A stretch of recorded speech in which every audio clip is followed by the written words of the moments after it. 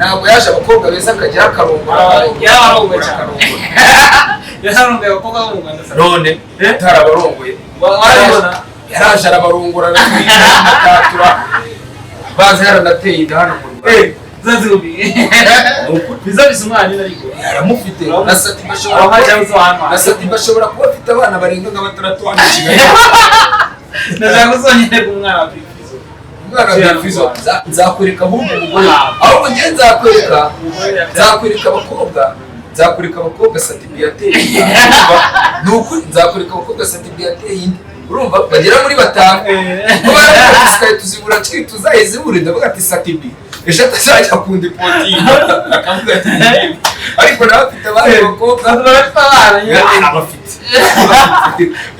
ndasaba imbabazi abanyarwanda n'abanyarwanda muri rusange bitewe na kariya gatotsi kajemo abantu bo mu Burundi ngo tubabariye ku bweseriye bwacu twe dufite umutima mwiza twagiye muri shabuzi bangira ko umuntu witwa Tuse yahawe Bruce Melody amafaranga aje kuririmba yamuhaye ariko 2019 yamuhaye amafaranga 2019 amuhaye amafaranga 2019 nubwo ati Bruce Melody uzaze muri concert yanjye i Burundi urabyumva amuhereza amafaranga arayafata mubwira kazaza ariko rero yabayemo nge ntabwo byana kugera wenda mbe na defanda umunyamakosa cyangwa se iki habayeho misunderstanding hagati yawe wateguye igitaramo na Bruce Melody ubwabo nibo bari baziranye ibyo bari bumvikanye bagomba gukora kuko Bruce Melody afite ibyo yari yumvikanye nabo bagombaga gukora kuko bari bafite amasezerano yabo bari bafitanye amasezerano nibaza ngo ese nimba umuntu wamutumiye mu gitaramo cyawe naze kuki utongeye ngo wamuhamagara ngo aze muvandimwe buriya yamutumiye amukunda kandi anabizi yuko abantu bamukeneye amakuru nge nifitiye mfite amakuru yuko mu bintu byatumye Bruce Melody atazi icyo gihe 2019 kuko byari mu matariki byari mu mpera z'umwaka Bruce Melody yahise abona ikindi gitaramo ajya gukoramo ariko icyo gitaramo bari bapanze itariki bari bumvikanyeho nibwo mu Rwanda hatangajwemo ko hari ikibazo cya COVID ariko mu Burundi nta kibazo mwari mufite cya COVID ariko yari guca hese kandi imipaka bari bayifunze ariko mu gihe babaguye akanoti byari kugenda ko ni kuki bataramwohereje private jet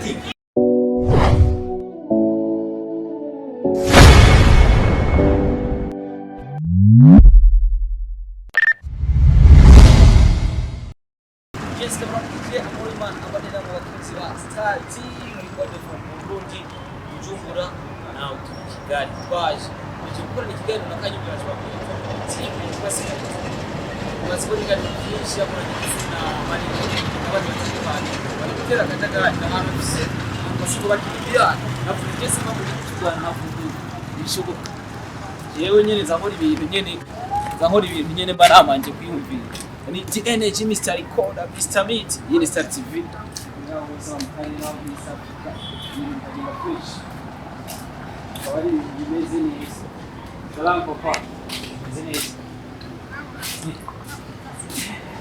SKY2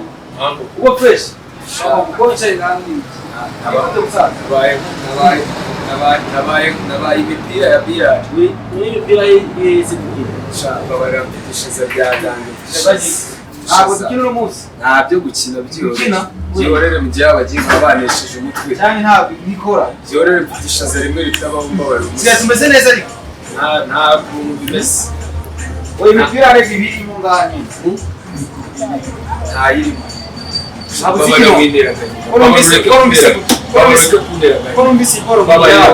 Babarira kabisa urumvise ngo ni yawe babarira byore babarira ureke kunyibutsa urupfu rwa Gatabazi byore BJ babarira byore bibujumbura naza avuga ati reka byore mfite umuhari wa danje bababajwe n'uburyo ubunyinshi gusanga ndi ku urumvise ikibazo giki musaza ukuranya ishaza rimwe ritabaho umwana umukobwa yani agashiku ijisho kamwe katabaho ikibazo cy'ikisi ikibazo giki babarira byore mfite umuhari kiretse mbonye umwana nzajya ndega nk'abantu ntabwo ariko nzongera guhereza akazi abantu ngende ntazi n'insererezi kare ureba isi isano zigeze nawe uri umuntu mukuru waba wicaye aka kanya ufite biyari imeze gutya ukicara bikarinda bigeze urabise ko ari yawe ibaze njyewe nibyo ndi kugusobanura wowe wimbaza byinshi maze gusobanura mukaze mujya guhishira abanyabyaha n'ubucuruzi bwabo ibaze njyewe reba iki isaha zigeze aka kanya yarafashe umukobwa yarambwiye ati jyewe n'abakobwa umukobwa wanjye twareranye abakobwa yabugugu nyine gusubiza yo kwambye ko ashwanje ashwanye narindi gushwana n'abantu nakodesheje nabo hano muri aka ndababwiye se ko nazanye umutukini mani nkamuzana ni gute mumbwira ngo imipira yayifungiranye arinda harinda twamufunguzo none se ari inyenyi none se namushinja ahubwo nta kintu muhamagara agenda amenya ubuzima bwe nanjye ashaka agenda agende utagaruka njye ntabwo mva wamurika umuntu ukina n'akazi k'umuntu ntabwo umuntu yaza gukina n'akazi kawe niba bamizanye akagashinga umusura abantu mbana ari bakiroze ntabwo ari ahuze abantu nka miliyoni ntabwo ari abantu nka miliyoni bari kumvira ku musaza kuko tuje gukina biyari kuteza imbere tukiri imani twamubuze umusura urumva atamwumvije uyu ni umunsi abantu baba bakwiye aba n'abarundi bari baje kutembera n'abarundi baje kutembera icyo nakubwira icyo ngiye mu buzima maze guhaga abantu batagira gahunda ku kazi umuntu wese ukina n'akazi aza kuza muri gahunda zawe iyo umuntu yaje gukora agashinga n'aka akazagashinga kaba katuma ugiye mbona n'ibyo bitanu cyangwa mbona n'ibyo bintu icumi bishobora kuba byatuma umuryango wanjye umera neza umuntu ugasanga akabasha gukina n'ibintu n'inyungu z'umuntu ibi ni inyungu z'umuntu gusa ntabwo ari inyungu z'abandi bantu nawe aba agomba kwita ahubwo we agomba kwiga akazi iyi nama ndayigira abatokeni imana baba ari abo mu Rwanda baba ari abo mu Burundi baba ari ab'iburayi baba ari abareba biga umuco wo gukunda akazi ibintu byo kuza bakina n'akazi ugasanga umuntu araje hanagiye kuza gukina n'ibintu ngaho nk'ubu ngubu igihugu nimba ugeza ngaho mbwira wowe uri umukino uje gukina bigaragara nashaka gukina reka n'inkwere babarira n'inkwere mu SKY2 araho ushobora kubikana kandi ndetse harimo n'abarundi abarundi barashaka kumenya SKY2 n'umukino uki reka nkubwire by the way bashobora kuba naje kuvugisha ari umuntu atarakubona akavuga ati uya mutipe ndashaka kumenya ni giki gihugu cy'u Rwanda cyangwa Kigali reka nkubwire umushoramari wa Bavyariye ese nkubwire ijambo rimwe reka nkubwire reka nivuge ry'amazina yanjye witwa SKY2 wapagaye ndi umuraperi urumva ndirimba injyana ya hip hop ndi social media influencer ndi umunyamakuru kuri televiziyo bita kuri TV ndi umunyamakuru nkora kuva kuwa mbere kugeza kuwa gatanu ikiganiro bita Screen Cover ni ikiganiro cya entertainment gishinzwe kuzamura impano z'abahanzi bakivuka no kwerekana indirimbo zabo nshyashya yaba ari abahanzi anyway abahanzi bo mu Burundi bashaka kubona hit hano mu Rwanda bashaka indirimbo zabo zazikina baburondera bajye bahamagara cyangwa bandikira kuri Instagram nimero yanjye ndaza kuyitanga uraza kuyipinyinga buri murundi wese uretse ntabwo ari umurundi gusa buri muntu wese ukeneye ubufasha bwanjye yaba ari muri Kenya yaba ari ushaka yuko ibihangano bye bizamuka mfite kontra kuri televiziyo bita kuri TV mu kiganiro cya entertainment buri muntu wese unyene yajya ngeraho ambwira ati SKY2 ufite indirimbo ndashaka yinjira mu rwego rw'umubano mwiza ariko ikindi kintu cyo ntabwo ngije kubaha akazi kawe ntabwo ibintu barisaba kuje ubusuzi bangenga abarundi ngo muri seriye mu kazi kawe ejo bundi ntabwo nabonye ibintu mwakuriye Bruce Melody no Bruce Melody batarishye inoti y'abantu tazirishe sede kuririmba atatishe bamufatiye iki se ko bamufatiye ibyo deni ntabwo aryishe ariko nabwo nari ibintu numvishe ntabwo nari bambwira ko umuntu witwa Tuse yahereye Bruce Melody amafaranga aje kuririmba yamuhaye ariko 2019 ibi bintu yamuhaye amafaranga 2019 amuhaye amafaranga 2019 nubwo ati Bruce Melody uzaze muri concert yanjye i Burundi urabyumva amuhereza amafaranga arayafata mubwira kazaza ariko rero yabayemo nge ntabwo byana kugira wenda mbe nadefanda umunyamakosa cyangwa se iki habayeho misunderstanding hagati yawe wateguye igitaramo na Bruce Melody ubwabo nibo bari baziranye nk'ibyo bari bumvikanye bagomba gukora kuko Bruce Melody afite ibyo yari yumvikanye nabo bagombaga gukora kuko bari bafite amasezerano yabo bari bafitanye amasezerano nibaza ngo ese nimba umuntu wamutumiye mu gitaramo cyawe naze kuki utongeye ngo wamuhamagara umubaze ati se muvandimwe buriya yamutumiye amukunda kandi anabizi yuko abantu bamukeneye amakuru nge nifitiye mfite amakuru yuko mu bintu byatumye Bruce Melody atazi icyo gihe 2019 kuko byari mu matariki byari mu mpera z'umwaka Bruce Melody yahise abona ikindi gitaramo ajya gukoramo ariko icyo gitaramo bari bapanze itariki bari bumvikanyeho. Nibwo mu Rwanda hatangajwemo ko hari ikibazo cya covid,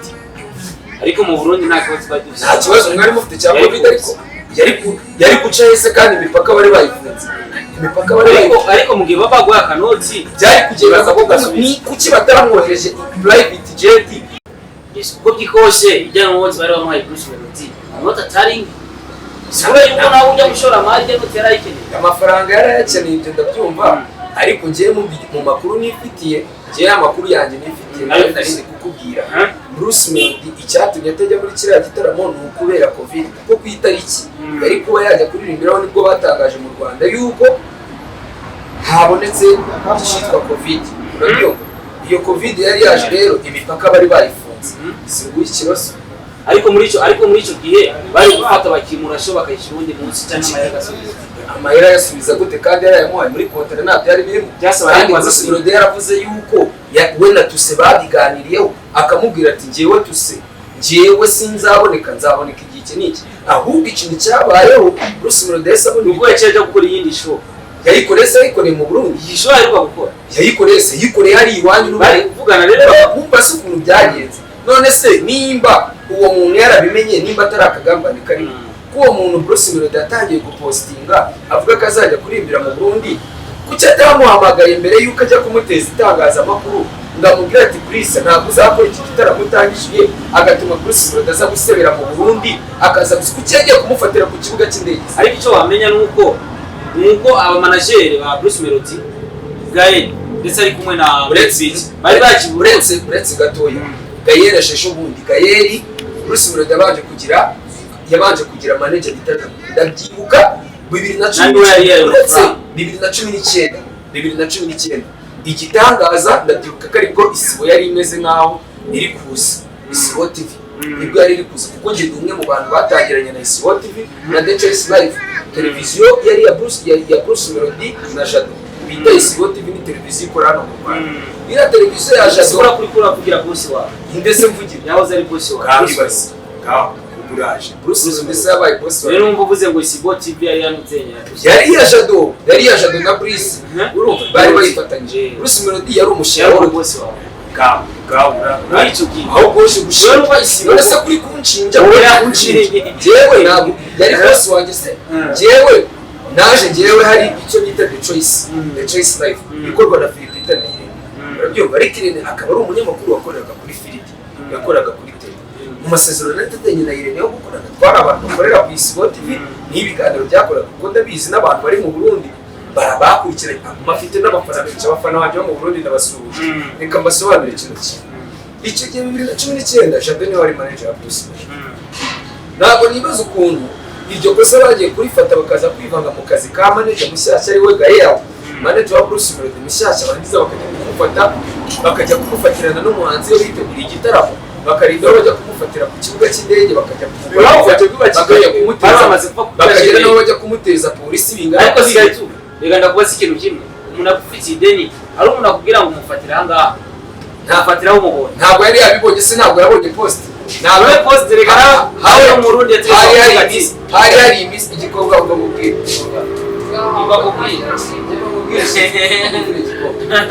we nagiraga n'abasobanuro babwiye igikobwa urumva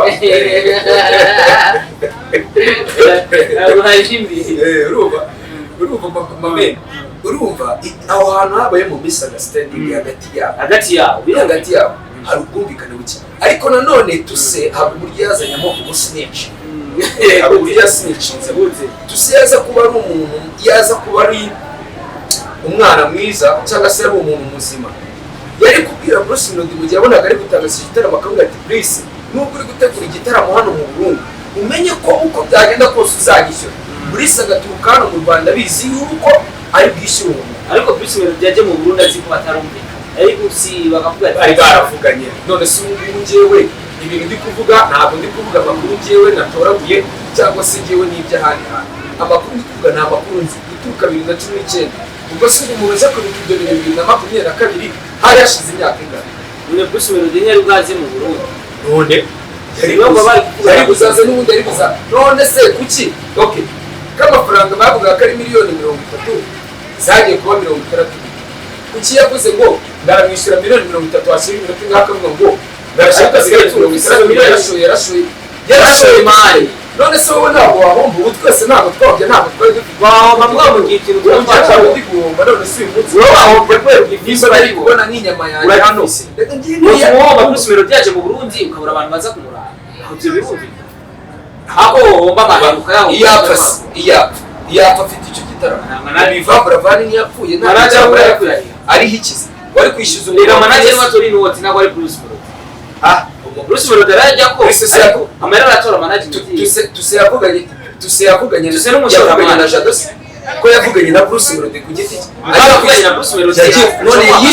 yishyuye wonsozi yishyuye Bruce Melody cyangwa yishyuye manager kandi ngabo ide n'isibibi yishyuye Bruce Melody umva yishyuye Bruce Melody ntabwo yishyuye management niyo mpamvu biriya bintu bitari kuza muri management yagaye kujya gutesha abantu umutwe biriya wowe umaze kubibona bihaye image yawe image asubiza inoti cyangwa zigumana inoti yagomba kuzitanga ko yateguye igitaramo kandi nawe yari yashoye kandi yaranamusunze ibishwa byiwe amafaranga yiwe yari yamuhaye si yayishyuye se yataba yarishyuye ntabwo ari gukora igitaramo warayishyura atarayishyuye se kuko narayishyura ibaza ye iyo ni ibi ndabikubwira ko batarayishyura atarayishyuye se wari wari ambasade y'u Rwanda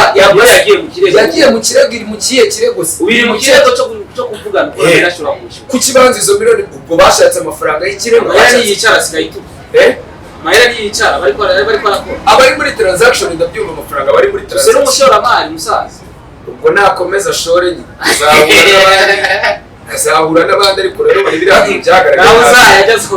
buriya tutari byagaragaye nabi se yategezwa kumufata kandi umunyarwanda uretse no mumbere uwo mwanzi reka none tubiganire ku binyamakuru umusa wampaye gahunda kizi ikibazo runaka nkuko nshobora kuza ndi kuri moto ngenda moto ikaba yagira ute ikaba yakwa sibyo ikwamye ntiwongere kumpamagara unyibutse gahunda nabona yuko nawe iyo gahunda utigeze ikintu cyangwa se ibyo bintu ariko kwanga ko uwo munsi twovugana wundi munsi moto yo bimeze neza ikibazo cyabayemo rero tuse nigeze hamagara Bruce ntabwo ubizi twebwe ibyabaye hagati ya Bruce Melody ikiganiro ikiganiro tuse yakoze kwaya hose sinacyumvise uko biri kose yadirinze na Bruce Melody yagiye kudiringa n'iyo management yiwe noneho Bruce Melody uretse guturuka 2019 Bruce Melody amaze gukorana n'abamanager bagera muri bangahe hari Jado hakaba na wa manager wundi yabanje kugeraho muri Cloud ariko ashobora kuba yaramufashe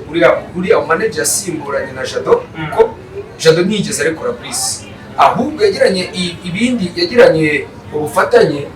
na manager wa Bruce Melody nashaka kuvuga izina ryo ariko yahoze aba muri Clouds yahoze aba muri Rebel ya Clouds ajya managing mo Bruce Melody rero kuza kuvamo akajya muri 1.55 gutyo 1.55 gutyo biraho sibyo kuza kuyijyamo we na ba Medbeat na ba Gael ni team yabo bakoze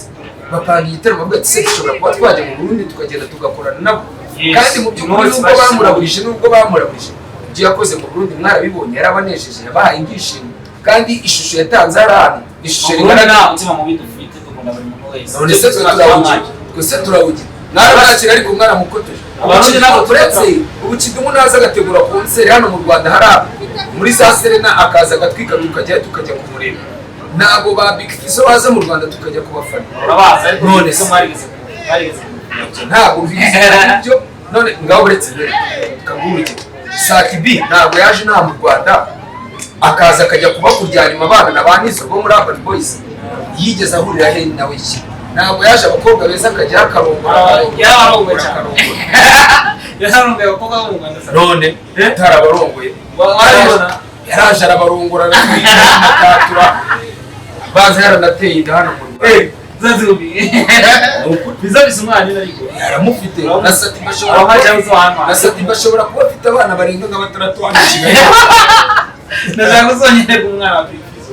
umwana wa Big FIZZO nzakwereka ahubwo umugore ahubwo ngiye nzakwereka abakobwa Satiba yateye nuko nzakwereka abakobwa Satiba yateye inda urumva bagera muri 5 ko bari tuzibura twituzaye zibure ndavuga ati Satiba ejo atazajya akunda ipotinga akavuga ati ariko nawe afite abandi bakobwa abafite mbese ni wese ujya mwiza cyane ariko na Setiba afite ibyana byiza mu Rwanda uretse niyo habaye nk'igihe aho bari ariko indirimbo shooting hano mu Rwanda bita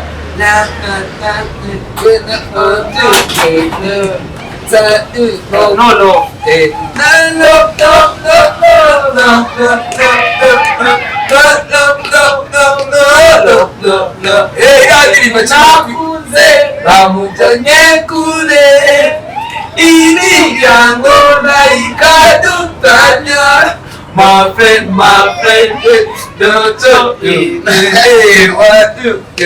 ariko ntabwo kajya akaba uwo muvugiramo ntabwo nzamura indirimbo ya Satu yamwese indirimbo ya Tuzi we na Cumi kwamwe na Double G hazi televiziyo uyu hariya tukaba manazubu sasa ati munsi ntabwo nyine rero namutaye kuri play ntabwo rero namusizeho ntabwo kuri playlist ntabwo namuturitsemo ndetse tubafise abana y'igihumbi mu Rwanda umva babubwire umva ngo musaza babubwire aba ntabwo bazakira ubagira umwirondoro agiye kumutuma akagurisha umwishyure urane muco ngira abanza kwakira guhereza burushete anaguhereza ujye umwe mu rubindi se inzoga arabonye kutanyambari miti ni ujye bayikuzanye okay wamagara umuseriveri abanza yikuhereza ubanza umazica Burundi mafite gahunda rero navuganye na hari aba MC babo bari kunegurira y'ibitaramo turi kugenda tuvugana hari umusari bita Starlove hari n'abandi bapeti bakina muri filime nigeze kwakira sinzi ngo warabonye abandi bakina muri filime kuri channel bita Empower TV bakina amakomedi harimo abo bita Badi Maria bari bashimye n'abapeti nakirinda n'abasuhuza cyane baranyakiriye tunakora na show nziza n'abakiriye urumva nabo rero bari kugenda basha ndayibona nshasha bafite manager wabo bita Eric bamwita Eric uba mu Burundi w'umurundi uba muri Amerika niwe nyiri ya channel bita Empower TV niwe wamwigishije akira barabo ngaho none bamubwira nabo rapeti ndabisi cyo kiganiro bari bukireba zabaze ngo baza mu Rwanda twabakiriye bro jewe naje mwanyakiriye kuti ko naranye none se ngiye wigeze uzabamamagaye ngiye none se urahanga nyine bagukarabiye terekemo ntabirenze nanjye ndashaka abana 200 shabo n'abateye ndashaka abana 200 nka Satibi ariko ndashaka ko umwana wa Satibi cyangwa zamujyana ufite igihe kingana gute kwaka kira cyumwe uretse reka muri weekend sibyo kuwa gatandatu cyangwa ku cyumweru kiye tuzahure abo bose ngende mbakwereka n'imiryango yabo none nawe bakuri mbakuvuze nabo ujye wumva umwe nigiye ateye yazaye guteye indaryara tundatangira ati yayinteye kuwa mbere ubundi ati kuwa kabiri ati kuwa kane none ngo baranamuhamagara ngo ntibamwita abantu baze kunshakira nimero ya Satu tuze kuvugana naza kwigwe yinshakiye kabisa nze kubahamagara ati zihure nshwi nyimene abana bawe kuri televiziyo cyangwa uzaza ufasha yahunze yagiye ngishagira abanye mukuru we FIZZO yamuronse abacamuka ariko abarundi benshi hano mu Rwanda bandi bafite abagore ukuri ego naje batafite wowe se omeze nkafata ku mavuta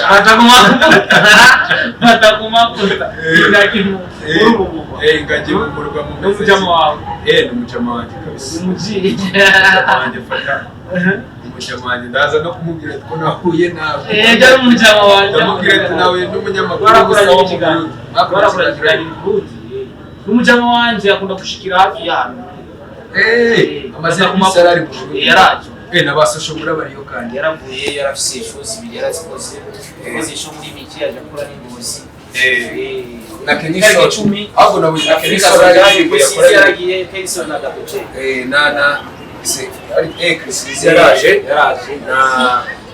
urumva ko ari abantu urumva ko tuguma tubaje hari cyangwa se ntabwo yaje bacangwe ntabwo araza ahubwo haje urege tibura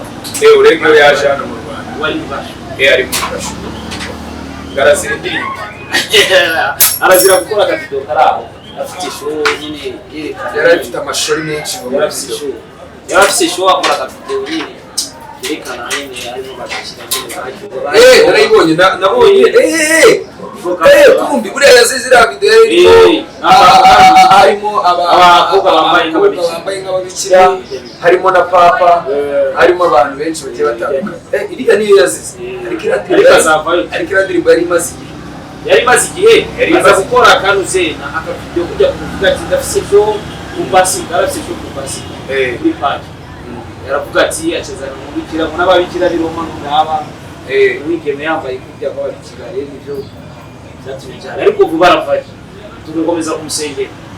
ariko nanone kurinda iminwa yacu n'ibyo dukora twari igihe akenshi na kenshi buriya nanone mani dukora ibintu ugasanga bishyira mu bibazo urumva nimba ukora ikintu ubizi ko ari ikibazo ariko se yagiye mu rukiko yagiye muri parike uwanyi mu gashoga kuri ari muri kashoga bamukatiye igihe kingana gute ntabwo bakuze igihe bamukatiye urubanza ruracana ruracyari bari muri 30 jours mazeki kuva mu kwa kane ubu bari ameza washize iki ibyo byo tunabireke twigarukire muri show yacu icyo cyo nende kukubwira ni ukubaha akazi kandi ikindi cyo navuga nanone kuri Bruce nawe hari uburyo aterekanye isura nziza mu bahanzi nyarwanda birashoboka yuko umuntu uzajya gutegura igitaramo mu Rwanda akavuga ati guhamagara abahanzi nyarwanda cyangwa badukeneye bizaba bituma usanga bari kudutekerezaho nawe kuko namwe muhava mu gihe dushobora kuba twategura usanga bari kudushyira muri kesi yo kuvuga ati na Bruce MELODIE yarariye na Bruce yarariye namwe ntabwo tuyaba tuzatugira gutyo gusa abo n'agatukisha bose ngiye ku ruhare rwanjye cyangwa se ku giti cyanjye nk'umuvugizi ngiye ndi kiyo kajyame ngiye ndi intumwa ya rubanda no kuvugira abandi bantu ikintu cyo nakora nshobora kuba nakora njyewe aka kanya ndasaba imbabazi abahanzi nyarwanda n'abanyarwanda muri rusange bitewe na kariya gatotsi kajemo abantu bo mu Burundi ngo tubabarire ku bweseriye bwacu twe dufite umutima mwiza twagiye muri Shira Bruce tubabarire kandi twaranishimye cyane kuba mwaritabiriye kiriya gitaramo mwaranaje mukamushyigikira natwe mukomeze kudushyigikire ikosa rigomba gukosoka ariko ikintu cyo navuga amen kugira abantu twite kubaka rero nk'ubutokere mani ubu naho aba yanyeretse ubu naho uzi icyari cyo ubu naho uzi icyari cyo ubu naho ni nko kuvuga ubucumi cyangwa se ubugome nk'ubugome nyine aba yanyeretse mbona ubu ntanyeretse nageze ahangaha bambwira yuko amaze iminsi 2 adakora kandi telefone yitari ubucuti namuhamagara ntanyita ubucuti wowe mu kazi ndamwirukana ndarekrita abandi bana bashaka akazi itangazo waba uri Marokis umukobwa se abasha kubatokera imana rega mwana hano muri biyari hano abantu baba basereye umuntu andiye igicwa ngo yandiye umungazi ngo yandiye indege ngo yandiye inyama ngo yandiye akadika ngo yandiye urutara rwanjye bani wansa urumva rero ibyo bintu byose ntabwo wazanamo umwigeme uze kumushyira muri izo fayiti yajya hakajya arwana n'abantu cyangwa bagaserera ahubwo ubu ni ukuzana tokera imana umwana ushaka akazi uri mu kazi kose umwana uvuga ati njyewe akazi ngomba kugakora mu kibi n'ikiza umufungo ukaboneka cyangwa se ntuboneka ariko mfite agatanga ripoti akabwira ati umusaza azi iminsi 2 nari gukora nimba n'ikibazo yagize bari kunyubanga bosi wakabwira ati SKY2 ntabwo ndi bubone ku uyu munsi maze iminsi 2 mwishwa bizaje akareka gufunga akazi bene se ubu nk'abantu buzi ya bose barashaka kuza gukina was going on dirani fo kabisa mabra ntabwo ngiye muri umuntu tuba akazi ntabwo muri umuntu udakunda imirimo burya waca ugenda burya byakuma ukigendera jewe ukandikira akazi kanyu nkamenya ko abafunzi n'ubure imipira sinzahanye urufunguzo yararutwaye ubiranza kuko nimba yaranibyihenge yarihenge abo ugasanga afasha amafaranga akabaragiye nta deni nari murimo abantu batuvuga ngo naramwambaye ngo cyane iki nta deni nari murimo ajya no kuza hari amafaranga namuhaye yo kwikenura kugira ngo abanze agende yubake ajye abona n'uburyo azaba uba afite akavumo hano haruguru hari igenyero y'ibwo hano haruguru aba nabajije abaturage turi mbega bahita gute ahangaha turi igikona ahangaha niho turi urumva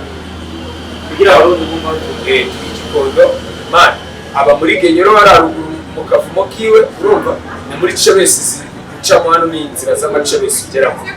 nababasha abakoboyi biwe ababwire biwe ndababazisega umusaza muramuheruka ati turamuheruka atabyuka aca hagera urumva birashoboka yuko ashobora kuba yarihembye imipira ya biyari akajyana na materiyangere n'inkoni zose akitwarira akaba yarihembye kuko nawe kigushije biyari nta mipira irimo ntayirimo urumva rero nimba yarabitwaye aho yabijyanye yarabibazi sigaye ikibazo cya nyuma mushiki wanyu dore imboga gereye ko nta twenda mubona sha ubwo nyine Dorimo baramuzimije dore se ko aribo bamuzimya ari ikibazo abanyamakuru bafite wazanye umuntu reba uramuzanye afite impano kandi mu by'ukuri kandi urabona ko ibintu yakoraga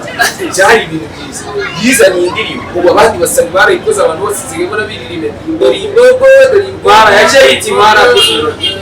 ntawe wabuze imara kuyiga bwahibaze bwahibaze ibyo bintu ngo ni umugani yaciye mu kinyarwanda uwo ni umugani yavuze ngo ntawe ubuze imara kugira ute umugani ni umugani uwo ni umugani wo mu kinyarwanda ubwo uriya mugani ku bantu bazi ikinyarwanda yaravuze ngo ntawe ubuze imara kuririmba ubwo yaravuze ngo ntawe ubuze inyombya kuyomba bishatse kuvuga ngo ntawe ubuze inyombya kuyomba ni nko kuvuga ngo ntawe ubuze umuntu kuvuga icyo ari kuvuga habaye ikibazo gikubwira dore imbogo rero asi ikibazo cyabayemo ni yagize management itaramukurikiranye imana namubonye yose amubonye mu mukino ubwo nyine nawe yabonye akazi ariko nk'umuntu wari ufite impano bari kudevelopa n'iyo mpano ye nk'uko nanjye muri Dabirene yamfashe akamporomotinga akamuza n'abandi banyamakuru n'abandi akananshakira na kampani nzima zimpindurira ubuzima ibyo nibyo abantu bakeneye nk'ubu ngiye ndashimira yabo abantu bakurikiranye babyumva ngiye ndashimira yabo ndashimira Rene ndashimira Manibu ndashimira n'ibitangazamakuru byose byo mu Rwanda byagiye bisapotinga kugeza aka kanya ndashimira umunyamakuru bita Gitego ukora kuri RWA Rwanda ukora kuri televiziyo Rwanda bro ni umwe mu banyamakuru bagicaje kuri televiziyo Rwanda bwa mbere niwe muntu wamaye karibu muri kiriya kigo cya televiziyo Rwanda ndetse na radio n'abandi Judith Mani n'abandi banyamakuru hari abaho bita Baxel Mukangura n'aba Eric Dinyoba bogeze umupira urabazi bavuga umupira nawo bita Bamba n'abandi banyamakuru bitwa ba Jado Max na ba Faustino nta banyamakuru bagiye banyicira wowe ndabitazugimbana mukimba na Axel umwe hanze yaragiye ariko bara bose nta bantu bagiye basabye urumva rero yaza kugira management nziza bitewe n'Imana bari bamubonyemo ibintu nk'ibyo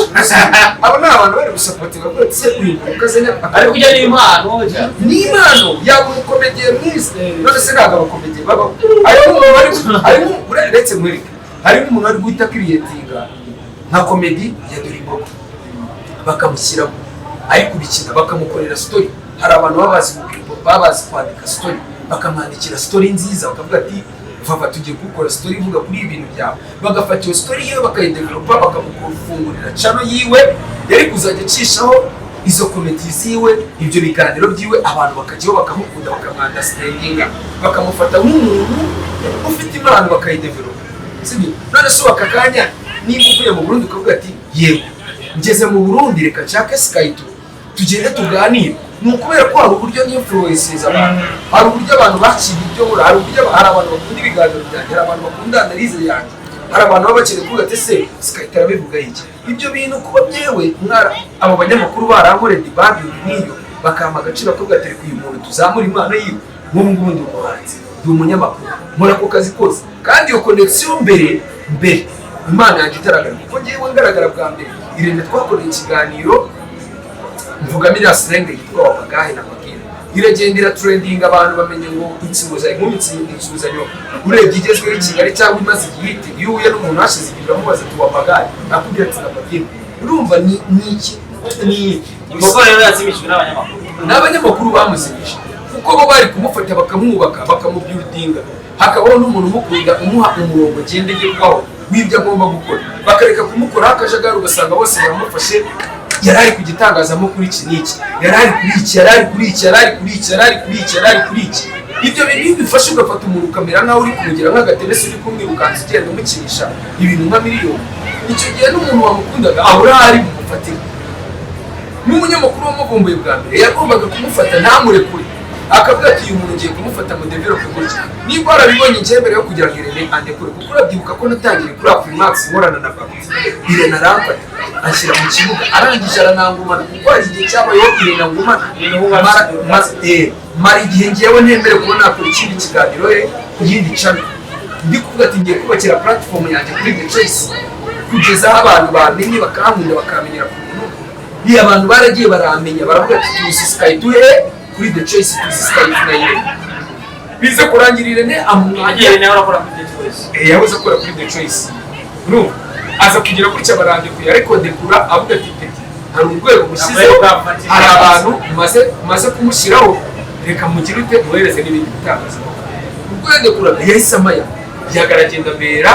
imfura yagamuza n'abanyamakuru amuza n'ababosi amuza n'abandi bantu bamakazi mubaka kanya ndabamariza kampani yitwa Dofu namamariza mfite iyitwa Secret Memory mfite Mika Fashion mfite kampani nyinshi jewe mba namamariza zishobora kuba zatuma hari uburyo ubuzima bwanjye bushobora kuba bwagenda neza hanyuma mugati benda niyo nakuzi benda ukwezi kuzaragera navuga kampani kabe kandengereza kabe kananzungamo n'ubwo bukeye mani icyo nicyo kintu gikenewe fata umuntu mani ubwo rero yazimbwa ni Burundi yari ubwo nyine araza kuzima nyine bitewe n'ibihano mwamufanye Ntegera gushimira mama. Gusa nawe urakoze ariko ucakira umutokeni mani wo mu Burundi aze gushakaza Aziko muzana zakuzanira abana turabisa musita beza kuzanira musita mwiza umwigeme se umwigeme yakora uzabasha kukamisha azabikora neza azobakamisha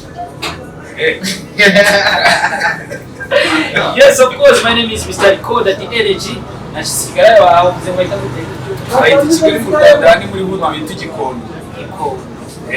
Naho turano bita Gikondo Kigali mu Rwanda. Mr. TV ukorera Burundi ariko nta mpaka dufise turajya mu Kigali turajya hose ahantu. Urengera bifurize gutera imbere. Uiteka ntabwo akanoti karaba kenshi bandanye kubakamisha. Nangire kubakamisha nangire kubafatisha ariko gahunda muri weekend ushaka kuzengurukana nkajya gukwereka ahantu sati bafite abagore bagera muri abana benshi ndagiramo ndashaka kujya mu mabisi bose nzabakwiriye sati byarangije ndabashira hanze rwose ndaza kubishyira hanze yese kada bashira abakozi ba Star TV bari bahezegera muri hose basi kumeshi kukurikirana kandi mu mwana dushigikiye fata kino kiganiro kandi abantu baze no kujya muri comment abantu bo mu Burundi bajye muri comment bandike ko ibyo navuze nimba mbeshya cyangwa ibintu ngiye numva mubwiraga abantu bo mu Burundi bari bwandike comment zigera mu ijana bavuga ko ibyo navuze ari ukuri cyangwa ibyo navuze ari ikinyoma hano kuyicana nugira comment ijana sivuga kuri ibi bintu ngiye twavuganyeho cyangwa kuri ibi baba ari ababishimye ababineza bamwe mu bantu 10 ba mbere bari buze muri comment bakandika gutya b'abarundi buri wese ndamuremera indege zisura amarundi ko ari n'ibihumbi 3 cyangwa ibihumbi 2,800. Yes, of course, imana bahezegere cyane twari kumwe na SKY2 turi i Kigali bikatubandanye dukora icyatuzanira abandanye disigo banzi tereke reka maze rimwe bahita nyambara imiti yego banza ari aho ni umwana mwiza i Kigali bameze neza umwana w'inzobe yes cyane rose kiryoshye